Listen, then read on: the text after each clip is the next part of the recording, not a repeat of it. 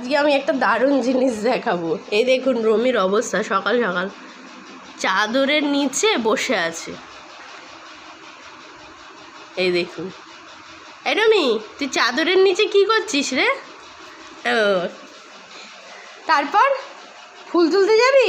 কে যাবে আমার সঙ্গে ফুল তুলতে? ওই দেখুন কি অবস্থা, ফুল তুলতে যাবে।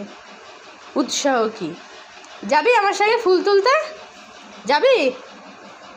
তুই তুলবি না আমি তুলবো? কোনটা? রোজ তুই তুলিস তাই তো? মাথাটা একটু ঘোরালো। ও সব ব্যাপারে ও ওই রকম করে জানায় ওর বডি ল্যাঙ্গুয়েজে যে ও কতটা বুঝলো আমার কথা। আবার দেখুন বলছি, ও আবার সাড়া দেবে। ফুল তুলতে কে যাবে?